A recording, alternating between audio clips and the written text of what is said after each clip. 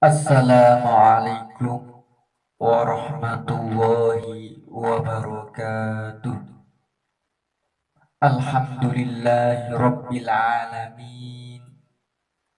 Wabihi nasta'inu ala umuri dunya waddin. Wassalatu wassalamu ala sayyidil anbiya'i wal mursalin, Sayyidina wa maulana Muhammad wa ala alihi wa sahbihi ajma'in. Amma ba'd. Hadirin yang saya hormati, sejak lama wanita dianggap rendah daripada pria, dan dia dibebani dengan berbagai kewajiban tanpa diperhatikan hak-haknya. Perlakuan buruk terhadap wanita telah berlangsung jauh sebelum masa Islam. Bahkan setelah Islam muncul pun, perlakuan semacam itu masih terus berlangsung. Peradaban modern menempatkan wanita di tempat yang tidak semestinya di dalam pergaulannya. Peradaban ini memperlakukan wanita sebagai pemuas nafsu seksual belaka. Tidak beda dengan barang dagangan, dan dikuasai sepenuhnya oleh lawan jenisnya. Sedangkan peradaban pramodern menganggap sebagai sumber malapetaka. Perlakuan buruk dan tidak adil terhadap wanita mengakibatkan kaum wanita resah dan gelisah, sehingga mereka menuntut adanya persamaan hak dan perlakuan adil pada lawan jenisnya. Sebaliknya, sebab wanita menyadari lagi kodratnya sebagai wanita, yang akhirnya banyak penuntut emansipasi berbalik menjadi frustasi. Para hadirin yang dirahmati oleh Allah, kalau kita baca berita-berita sekarang ini, sudah menjadi sarapan pagi bagi orang Indonesia. Pemerkosaan itu pun terjadi di daerah yang terkecil maupun daerah besar-besar. Sementara di satu pihak adalah kaum wanita sebagai korban, dan pada sisi lain kaum pria menjadi sasarannya. Juga diidentifikasikan sebagai seorang baik-baik yang harus dikasihi, disayangi, yang malang dan sejenisnya. Saudara kita tidak bisa menyalahkan satu sama lain. Kita harus mendukung kesadaran hakikat dan martabat sebagai manusia, yang wanita bertugas dan berlaku sebagai mana layaknya seorang wanita, dan jangan terlalu menuntut emansipasi, karena Rasulullah Shallallahu Alaihi Wasallam telah bersabda, Al-jannatu tahta aqdamul ummahat. Maksudnya surga itu di bawah telapak kaki ibu, dalam arti kehormatan seorang didapatkan seseorang setelah ia menunaikan tugasnya dan memelihara dirinya. Berangkat dari hadis tadi, alangkah baiknya posisi wanita bagi Allah Subhanahu wa Ta'ala, sehingga Rasul menganjurkan kepada laki-laki agar bersifat lemah lembut terhadap wanita. Karena wanita itu bagai botol-botol yang mana jika disentuh atau disenggol maka akan retak atau pecah. Dan kalau ini sudah terjadi, tidak mungkin dong dapat diperbaiki lagi dan melekat pada hatinya seumur hidup. Kalau wanita sudah lagi tidak menyadari lagi kodratnya sebagaimana wanita seutuhnya, maka jangan harapkan dunia ini akan putih dari kemaksiatan.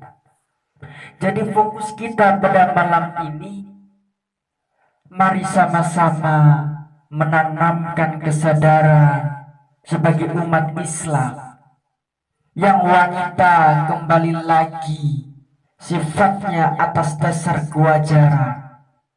Tentukan hak istri terhadap suami dan hak suami terhadap istri, dan hak orang tua terhadap anak, dan hak anak terhadap orang tua. Hadirin yang berbahagia, apalagi sekarang ini zaman now, kata pemuda kita, zaman modern, zaman kematangan, zaman yang penuh dengan tantangan, yang siap menghadang, yaitu diantaranya hartawan, harta, tahta. Wanita kalau kita bisa melewati cobaan, niscaya kita akan menjadi orang yang beruntung. Tetapi di antara kita masih belum ada yang menyadari bahwa kehidupan kita ini hanyalah sandiwara belaka. Di antara Al-Quran disebutkan, ya'lamu annamal hayatud dunya la'ibu wa lahu wa zinatu wa tafakhur bainakum wa takaturun fil amwali wal aulad. Artinya, ketahuilah olehmu bahwa kehidupan di dunia ini hanyalah permainan sandiwara, senda gurau, hias rias, kebanggaan. Selama bertambah banyak harta. Seandainya dalam sandiwara ini Allah sebagai pembuat novelnya, merangkap sutradaranya, dan Nabi Muhammad sebagai penata riasnya, maka kita akan selamat atau berhasil dalam pementasan. Tapi jikalau iblis saudaranya, setan penata riasnya, dan makhluk durhaka sebagai penontonnya, maka dunia ini akan menjadi sumber malapetaka. Hadirin yang saya cintai, setelah mengadakan hubungan vertikal kita pada Sang Pencipta, maka kita juga mengadakan hubungan horizontal dengan sesama manusia. Kita sebagai manusia beriman mempunyai saudara banyak. Dengan itu kita harus saling kasih sayang, dan jangan kita mencelakakan diri sendiri. Kita akan dikucilkan dari masyarakat, dan Allah juga tidak menyenangi orang sombong. Di dalam firman-Nya, wala tamshi fil ardi marha innaka la tahriqal arda wa la tablughal jibala tula. Artinya, dan janganlah kamu berjalan di muka bumi ini dengan sombong, karena kamu sekali-kali tidak dapat menembus bumi, dan tidak sekali-kali setinggi gunung. Quran Surat Al-Isra. Bagi para suami, janganlah sombong terhadap istrinya. Hendaknya saling kasih mengasihi. Tapi ingat, janganlah engkau memanjakan istrimu, karena itu membahayakan dirinya. Saudara-saudara yang berbahagia, kalau kita bicara masalah hidup, pasti ingat dong, yang mana hari kiamat. Apakah arti dari hari kiamat?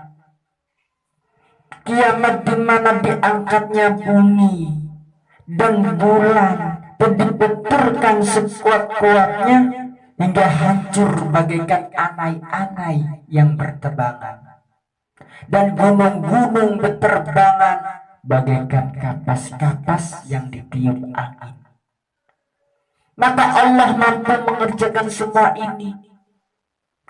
Qala wa ta'ala fi kitabihil karim, innama amru idza arada syai'an an yaqula lahu kun fayakun. Jika Allah menginginkan sesuatu, maka Allah cukup berkata, kun, jadilah, maka jadi. Di antara kehancuran, hanya orang yang bertakwalah yang akan mulia di sisi Allah. Cukup sekian dari saya. Assalamualaikum warahmatullahi wabarakatuh.